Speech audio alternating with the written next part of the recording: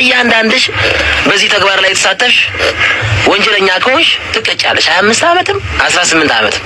በቃ ኢትዮጵያ የአማኝ ሀገር ናት። ደደብ ሰውም ያልፍለት ዘመን ላይ ነን ያለ ነው። ደደብ ሁኑ።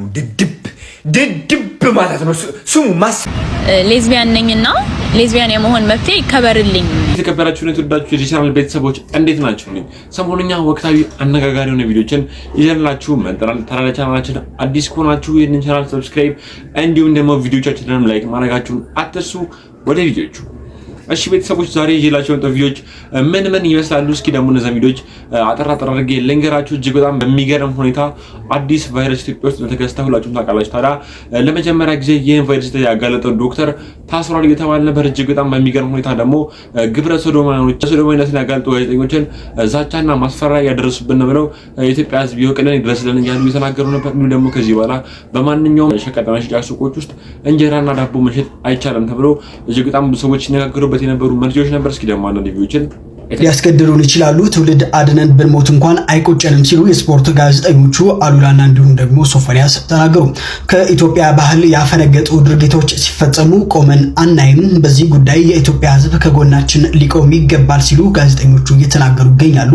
ከዚህ ከጋዜጠኞቹ ንግግር በኋላ እጅግ በርካቶችም የተለያዩ ሀሳባቸው አስተያየታቸው እየሰጡበት ይገኛሉ። እናንተስ በዚህ ጉዳይ ምን ትላላችሁ? ሀሳባችሁ ነገሩ። የቤተሰቦች እንደተለከላችሁት ነው የሚያስገድሉን መገደላችን አይገርመንም። ምክንያቱም ትውልድ አድነን ነው ለኢትዮጵያ መስዋዕት የምንሆነው ነበር።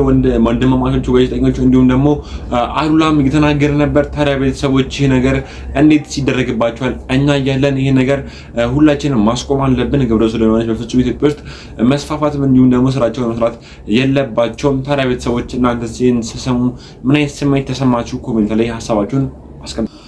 ሌላ ደግሞ ቤተሰቦች ይላችሁ የመጣው ቪዲዮ ምንድነው? ሁላችሁም ትወዱትና ሁላችሁም የምታከብሩት ጋዜጠኛ አለ ሰመረ ባሪያው። ታዲያ አሮናይ ሰሞኑን እያደረጋቸው ባላቸው እንቅስቃሴዎች ላይ የራሱን የግል ሀሳብና ፎቶን እየተናገረ ነበር። እኔ በግሌ አሮናይ የሚያደርገው ነገር አይመቸኝም አልወደውም ብሎ ሀሳቡን እየሰጠ ነበር። እስኪ ደግሞ የሰመረ ባሪያው ንግግር ሰምተን ነው ያለ ነው። ደደብ ሁኑ።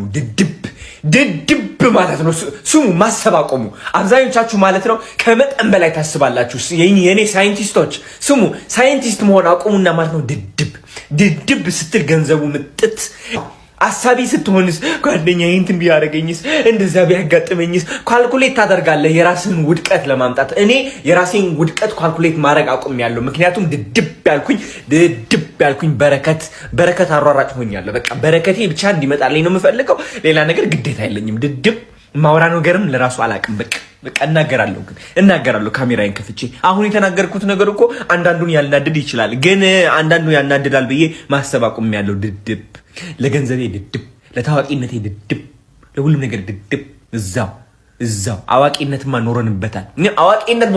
እኔ አውቄ ማለት ነው ያገኘሁት ምንድነው? ዝምታ። አውቄ ምን ያገኘሁት ምንድነው? መታሰር፣ ራሴን መቆጣጠር፣ መፍራት፣ መጨናነቅ። ድድብ በቃ እንዴ። በነገራችን መደደብ ይቻላል። እንደ ግለሰብ አብረን እንደድብ ነው ጥፋት። እኔ በጣም በተደጋጋሚ በዚህ ሰውዬ ቪዲዮ ላይ ነፍ ነገር ሰሞኑን ነው እንትን መነጋገሪያ ሆኗል ምናምን ያሉ። ደደብነት የሚነግሰው በድንቁርና ላይ ነው። ድንቁርና ኢግኖራንስ ባለበት ደደቦች ንጉስ ይሆናሉ።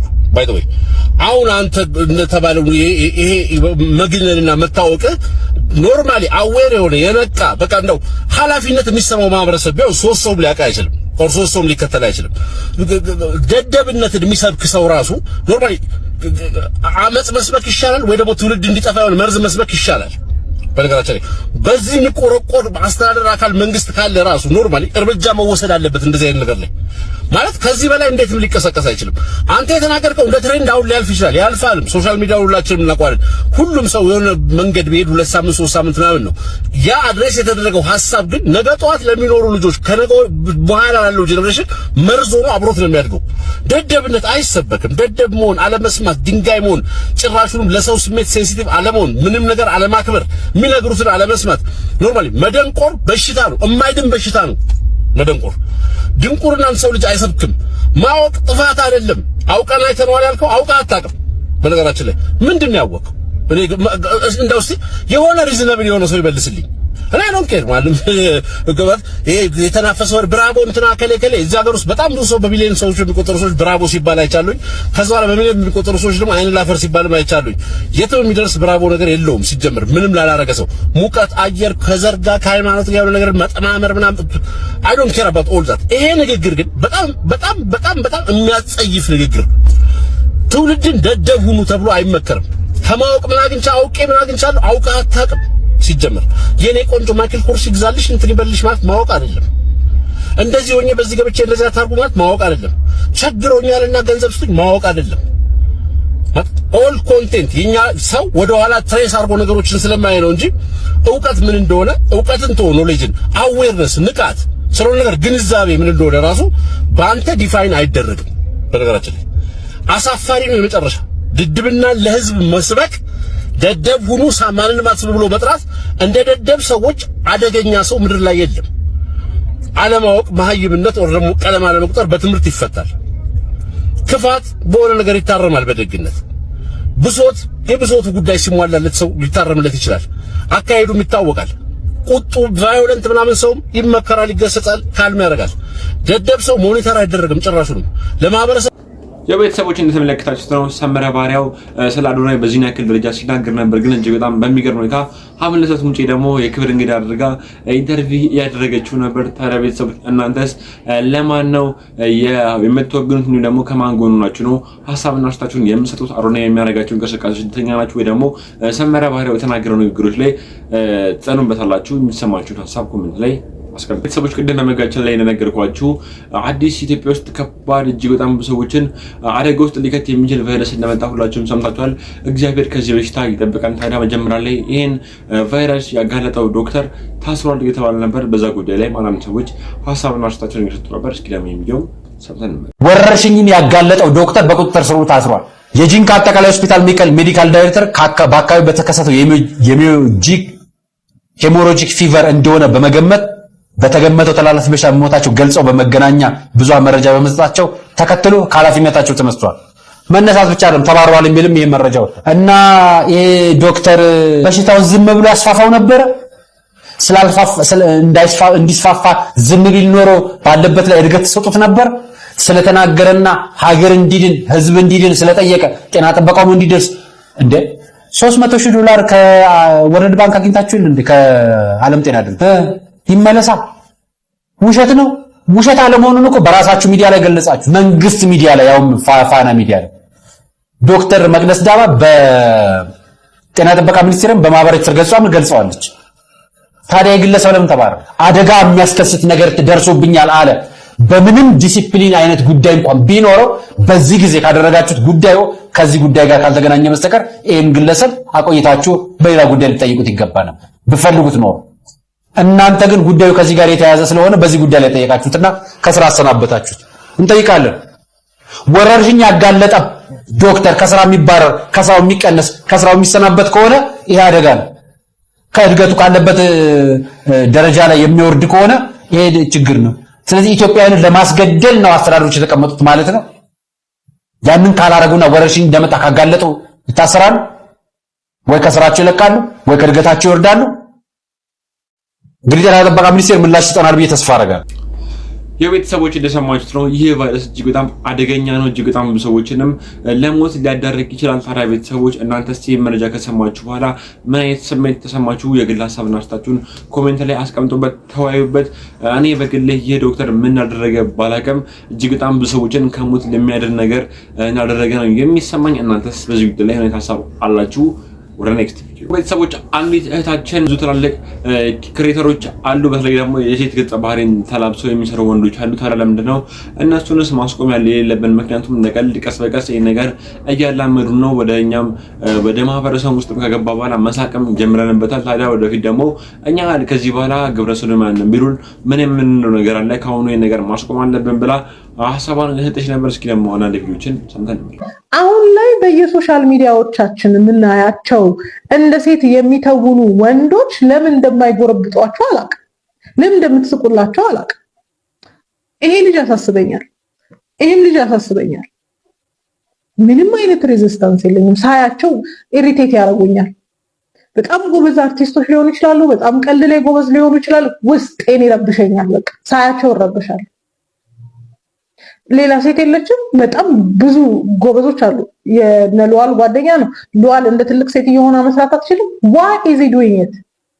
uncomfortable ነው የሚያደርገኝ። ለእናንተ ምንም ላይሆን ይችላል። እኔ uncomfortable ያደርገኛል። እንደዚህ አይነት ቶለራንስ፣ እንደዚህ አይነት ቀልድ፣ እንደዚህ አይነት ተቀባይነት ነው ነገ ወንድ እንደ ሴት መሆንን ኖርማላይዝ እንድናደርገው የሚያደርገው። ኦብቪየስሊ አሁንም ኖርማላይዝ እያደረግነው ነው። ለምን ነው የምትስቁላቸው? ለእንደዚህ አይነት ልጅ እኔ ይሄ ልጅ ቀልዱ ምንም እኔ አይገባቸውም። ለምን እንደሚያስቃቸው አላውቅም። ኢሪቴት ነው የሚያደርገኝ። ከልጁ ጋር ጥላቸው አሁን ኖሮብኝ አይደለም። አይ ዶንት ላይክ ኢት። ወንድ ልጅ እንደ ሴት ሲሆን ደስ አይለኝም። ሴት ልጅ እንደ ወንድ ስትሆን ደስ አይለኝም። ይችም ልጅ መታላችኋለች። ከወንድ በላይ የምትለብስ ናት። ለምንድነው ኦኬ ምን ሆነው? ሶሻል ሚዲያ ላይ ስለመጣ ነው? የቀልድ የመጫወቻ ፕላትፎርም ላይ ስለመጣ ነው? why are we okay? እነዚህን ነገሮች ቶለሬት እያደረጋችሁ ግብረ ሰዶማዊነት በዛው የምትሉት ነገር ነው ግራ የሚገባኝ። ቶለራንስ ከሌላችሁ ለእንደዚህ አይነትም ነገር ቶለራንስ አይኖራችሁ። በቃ ይሄም ይረብሻችሁ፣ አያስቅም። እኔ በእውነት አስቆኝ አያውቅም። ኧረ እኔ በጣም ሃይማኖተኛ ነኝ ብለው ይሸፍኑላችኋል። የተረው who knows ምን እየተካሄደ እንደሆነ ማን ምን ያውቃል? አሁንማ ወጣቱ በጣም ዘመናዊ ከመሆኑ የተነሳ እከሌ እንትን ነው ምናምን ኧረ እንትን ነው ከመባባል ውጪ ያለፈ ነገር አይሰማም እኮ። ለምንድን ነው ግብረ ሰዶማዊነትን እየጠላችሁ ለምንድን ነው እነዚህ አይነት ኮንተንቶችን ቶለሬት የምታረጉት? ምክንያቱም እነዚህ ኮንተንቶች ፈርቀዳጅ ናቸው፣ መንገድ ቀዳጅ ናቸው ነገ ለሚመጣው ነገር። ወንድ ልጅ እንደ ሴት ሲሆን፣ ወንድ ልጅ የማይገባን ነገር ሲያደርግ ኦኬ የሆናችሁት ግብረ ሰዶማውያን በዙ እያላችሁ ብትጮት እናንተ ናችሁ። ትዝ ይለኛል የዛሬ ዓመት የተናገርኩት ነገር ነበር ስለዚህ ልጅ። አንዳንድ ወንዶች ያለ ልክ ፌሚኒዝምን የሚደግፉት እነሱ ራሳቸው ለሴት ሩብ ጉዳይ ስለሆኑ ነው፣ ሴትነት ስለሚሰማቸው ነው ብዬ ተናግሬ ነበር። በአመቱ ኤክስፖዝ ተደረገ። ለምንድን ነው አንኮምፎርታብል የማያደርጓችሁ? ወንዶች ቂቤ ሲቀቡ ሰልፍ ኬር አይገባኝም፣ እንደዚህ አይነት ሰልፍ ኬር አይገባኝም። ቂቤ እየተቀባ ጥፉን እየተሞረደ እንዲና እንዲህ እየተሰራ እያያችሁ ቶለሬት እያደረጋችሁ ግብረ ሰዶማውያን በዙ የምትሉበት ምክንያት ምንድን ነው? ከተጠየፋችሁ ከጠላችሁ ትንንሽ እንቅስቃሴውንም መጥላት መጠየፍ ሁለት ወዶ አይሆንም። እያንዳንዱ እንቅስቃሴ መንገድ ቀዳጅ ነው። ነገ ለሚመጣው ጥፋት፣ ነገ ለሚመጣው ብልግና፣ ነገ ለሚመጣው አዙረት ፈርቀዳጅ ነው። እነዚህ ልጆች ያስቃሉ። አዎ ኮንተንታቸው ቆንጆ ነው። ግን ለምንድን ነው እንደ ሴት መስራት ያስፈልጋቸው? ለምንድን ነው የሴቷን ሮል በሌላ ሴት የማይሰሩት? ከተጠየፍን ሁሉንና መጠየፍ። ግብረ ሰዶማዊነትን ያለ ልክ ከጠላን ይሄንንም ነው መጥላት፣ ይሄንንም ነው መጥላት። ምክንያቱም ይሄ ኖርማላይዝ ነው የሚያደርገው። ያስቃል። አረ በጣም እሱም የማይሰራው ምናምን ያስለው። አንዳንዶቻችሁ አይ ዶንት ኖ እንዴት እንደምታስቡ ግራ ነው የሚገባኝ። ቶለራንስን እኮ ዲቨሎፕ የምናደርገው ትክክል ነው። ቤተሰቦች ነገር ማቆም አለበት ብዬ ነው እኔ በግሌ ማስበው። ምክንያቱም እንደ ቀልድ የተላመድነው ነው፣ እንደ ቀልድ እየሳቅንበት ነው። ታዲያ ቤተሰቦች የሆነ ቀልድ ተነስተው እከሌ እኮ ከዚህ በኋላ ግብረ ሰዶማዊ ነኝ ብሎ ራሱን አገድሏል፣ እንዲሁም ደግሞ ከዚህ በኋላ እንደዚህ አይነት እውቅና አግኝቻለሁ ብሏል ቢባል ምን ነው ነገር አለና ይሄን ነገር ካሁኑ ማስቆም አለበት። ምክንያቱም ወንዶች የፈለጉትን ስራ መስራት አለባቸው፣ እንዲሁ ደግሞ ትላልቅ ደግሞ አንጋፋ ቲክቶከሮች ደግሞ ይሄን ነገር ማቆም አለባቸው ብላ እቺታችን እንደዚህ ተናገረች ነበር። ትክክል ነች ብዬ አስባለሁ። እናንተስ በዚህ ጉዳይ ላይ የሚሰማችሁን ሀሳብ ኮሜንት ላይ አስቀምጡ። መግቢያችን ላይ ነገርኳችሁ ቤተሰቦች ግብረ ሰዶማውያንን መቆም አለብን ማስቆም አለብን እየተባለ ነበር። እጅግ በጣም በሚገርም ሁኔታ ደግሞ ይህን ነገር ካጋለጥናቸው በኋላ ደግሞ ማስፈራሪያና ዛቻ እያደረሱብን ነው ያሉ ነበር ጋዜጠኞቹ። እስኪ ደግሞ ከአንደበታቸው ንግሩን ሰምተን ነው። እያንዳንድሽ በዚህ ተግባር ላይ ተሳተፍሽ ወንጀለኛ ከሆንሽ ትቀጫለሽ። 25 ዓመትም 18 ዓመትም። በቃ ኢትዮጵያ የአማኝ ሀገር ናት። የሃይማኖተኛ ትልቅ ባህል ያላት በጣም የተከበረች ሀገር ናት። የቅዱሳን ሀገር ናት። ሁሉም በየእምነቱ የሚጸልይ በመጽሐፍ ቅዱስ ውስጥ ስሟ የተጠቀሰ ሀገር ናት ኢትዮጵያ። እንደዛ አይነት ባህልን ከፈለግሽ ወደሚፈቅዱበት ሀገር ሄደሽ ማድረግ መብትሽ ነው። ዜግነትሽን ለውጠሽ ኢትዮጵያ ውስጥ ግን ሆነሽ በእንደዚህ አይነት ስነ ምግባራዊ ተግባር ውስጥ ከተገኘሽ መቀጣት አለብሽ። እንዴ እኔ ሶፊዬ ምንድነው ሁለቱም ተከሰለ አሩቴ ምንድነው ያው አረ እሱማ ምንም አልጥያ እኮ ፈርተናናቅ አያውቁንም እንኳን ይሄንና ስንት ነገር ያለፈን ማለት ይሄ እንኳን ህዝብ አብሮን እያለ የኢትዮጵያ ህዝብ የኢትዮጵያ መንግስት ሁሉም አብሮን እያለ ይቅርና ስንት ነገሮችን አልፈናል። ትክክል ነው። ቤተሰቦች አሉላ ሲናገር የነበረው ነገር እጅግ በጣም ነበር ደስ ይለው። ምክንያቱም ኢትዮጵያ የቅዱሳን ሀገር ነች፣ የ3000 ዓመት ታሪክ ያላት ሀገር ነች።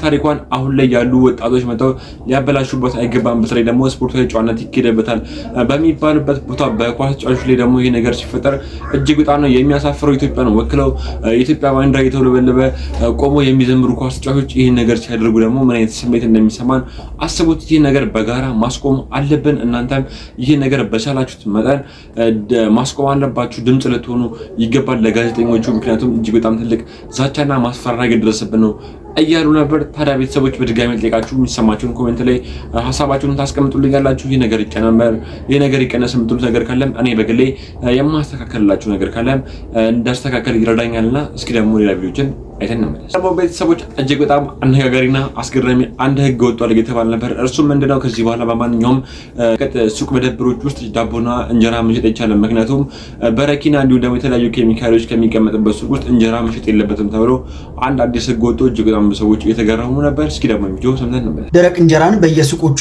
እንዳይሸጥ ሊታገድ መሆኑ ተሰምቷል። ደረቅ እንጀራን ለጤና ጎጂ ከሆኑ ምርቶችና እንዲሁም ደግሞ ንጥረ ነገሮች ጋር ለገበያ ማቅረብን የሚከለክል አዲስ መመሪያ በቅርቡ ስራ ላይ እንደሚያውል የአዲስ አበባ ምግብና መድኃኒት ቁጥጥር ባለስልጣን አስታውቋል። በሸቀጣሸቀጥ መደብሮች ውስጥ እንደ ሳሙናና ኦሞ ያሉ የጽዳት ዕቃዎች እንደ ፊሊቲ፣ በረኪናና የአይጥ መርዝ ያሉ አደገኛ ኬሚካሎችን ጨምሮ ሌሎችም ከምግብ ጋር መቅረብ የማይገባቸው ምርቶች ለሽያጭ ስለሚቀርቡ ደረቅ እንጀራን እንግዲህ ከእነዚህ አደገኛ ይዘት ካላቸው ጎጂ ንጥረ ነገሮች ማራቅ አስፈላጊ ሆኖ በመገኘቱ እንደሆነም ነው የተገለጸው። አዲሱ መመሪያ ታዲያ ደረቅ እንጀራ ለገበያ እንዲቀርብ የሚፈቀድባቸው ቦታዎች ለእንጀራ ብቻ ተብለው የተዘጋጁ የእንጀራ መሸጫ መደብሮች እንዲሁም ደግሞ ዳቦ ቤቶች እንዲሁም አጠቃላይ ምግብ አቅራቢዎች ማለትም ካፌ፣ ሬስቶራንትና ሆቴሎችን ጨምሮ በምግብ ነክ ምርት አቅራቢ መደብሮች ውስጥ ብቻ እንግዲህ ከዚህ በኋላ ሊሸጥ እንደሆነም ነው እንግዲህ የተገለጸ የሚገኘው። እናንተስ ስለዚህ አዲሱ መመሪያ ምን ትላላችሁ? ሀሳባችሁን አጋሩኝ። ለተጨማሪ አዳዲስ መረጃዎች በፍጥነት እንዲደርሷችሁ ታዲያ የፕላስ ምልክቷን በመንካት ፎሎ በማድረግ ቤተሰብ ሆናችሁ አዘዙ። እንደሰማችሁ ስለሆነ ትክክል ነው። ምክንያቱም እጅግ በጣም ብዙ ጊዜ የተለያዩ ነገሮችን እንሰማለን። ጀሶ ተቀላቅሎ ከእንጀራ ጋር ይሽጣል ምናምን የሚባሉ ነገሮች አሉ።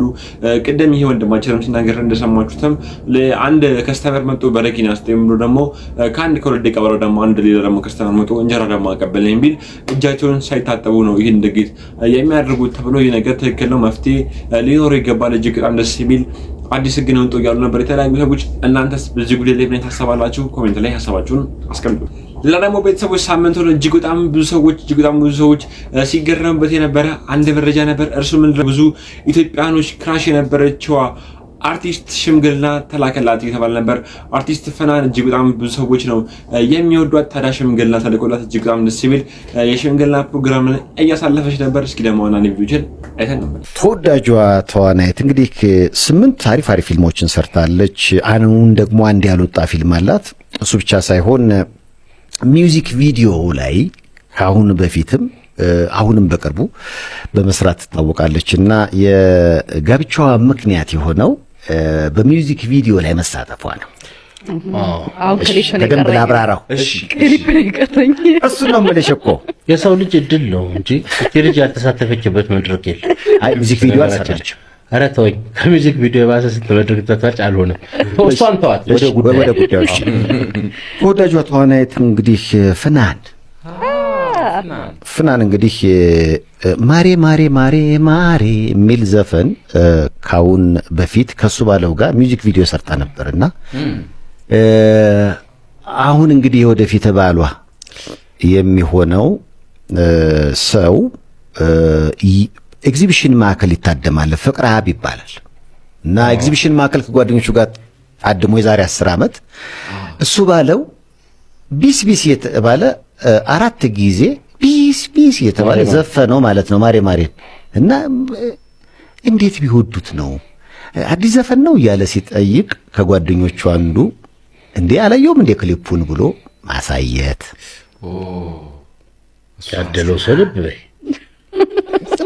ታዩልኝ እናንተ ቆሞት ያደለው ሰው ልብ የሶስት ክሊፕ ምን ሰራላችሁ ለማካል እንዲያልሻንቺ አይፈናል እንደዚህ ጉድ ሰራች ልጅ እኮ የጋራ የሆነ ጓደኞች አሉን ማለት እሱ ያ ጓደኞቿን ያውቃሉ ያውቃል እሱ ፍቅራብ ማለት ነው በዚህ ነው የተጀመረው የዛሬ 10 ዓመት በዚህ አጋጣሚ ተጀመረ ከፍቅራብ ጋር አብሮ በፍቅር ደስ ይላል እንዲህ አይነት እኮ የመጠናናቱም መተያየቱም መግባባቱም ላለፉት 10 ዓመታት ሆነ ማለት ነውና ነገ እንግዲህ ፍቅራብ ሽማግሌ ይልካል የቤተሰቦች እንደተመለከታችሁት ነው ለ10 ዓመት ፍቅረኛዋ የነበረው አጋሯ ከዚህ በኋላ አብረሽኝ ነው የምትሆኚው ብሎ ሽምግልና ልኮላታል ተብሎ እንደዚህ እጅግ በጣም ደስ በሚል ሁኔታ እጅግ በጣም በአማረና በደመቀ ሁኔታ የሽምግልና ፕሮግራም እየተካሄደ ነበር እጅግ በጣም አምሮባት ነበር ፕሮግራሙ እሷም ስታሳልፍ የነበረው ታዲያ ቤተሰቦች ቶቻችሁ ነበራችሁ ፈናአን ክራሻችሁ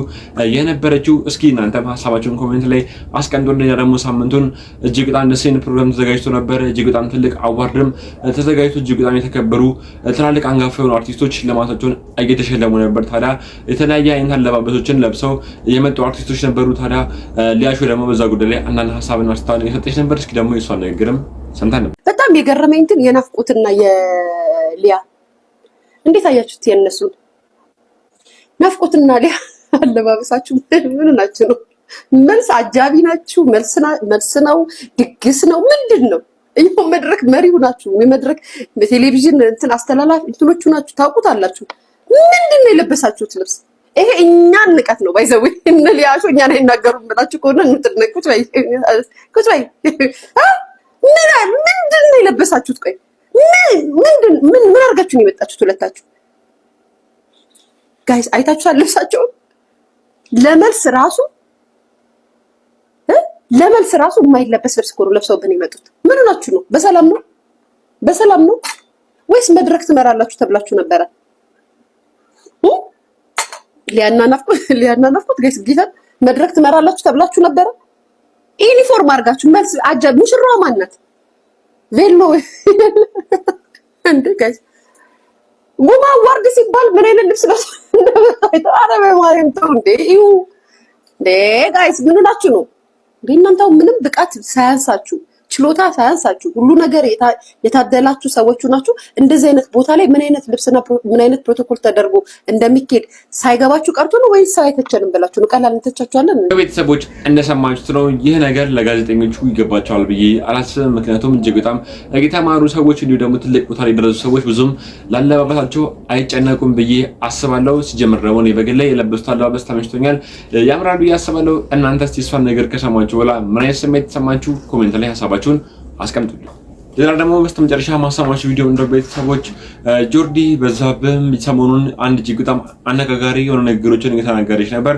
ጆርዲ በዛብህ ለማታውቋት የፌሚኒስት አቀንቃኝ ትላለች እጅግ በጣም ብዙ ሰዎችን የሚያነጋግሩ ደግሞ አወዛጋጋቢ የሆኑ ነገሮችን ነው በመናገር የምትታወቀው ታዲያ ሰሞኑን ደግሞ የኢትዮጵያ ሴት ብሔራዊ ቡድን ላይ በተከሰቱ ነገሮች ላይ የግል ሐሳቧን እየሰጠች ነበር እስኪ ደግሞ ቪዲዮም ሰምተን እንመለስ ሌዝቢያን ነኝና ሌዝቢያን የመሆን መብቴ ይከበርልኝ ብላ በሪያው ሆኖ አለመገኘት በቃ ሰው የሚሰድብህን ነገር አንተ እስካልሆንክ ድረስ ምንም ማለት አይደለም ትሪገር ሊያደርግ ይችላል ሊያናድ ይችላል ምናምን ከዛ በተረፈ ግን በቃ ያልፋል ትረሳዋለህ ሁለተኛው ደግሞ ያንን ነገር የሚሉት ሰዎች እነማን ናቸው ለኔ አለቆቼ ናቸው እናቶቼ ናቸው አባቶቼ ናቸው ቤተሰቦቼ ናቸው ጓደኞቼ ናቸው እኔ ዋጋ የምሰጣቸው ሰዎች አይደሉም ማለት ለኔ እኔ ህይወት ላይ የሚጨምሩትም የሚቀንሱትም ነገር የለም ሶ እነዚህ ሰዎች አፋቸውን ስለከፈቱ ምንም የሚያመጡት ነገር የለም ሶ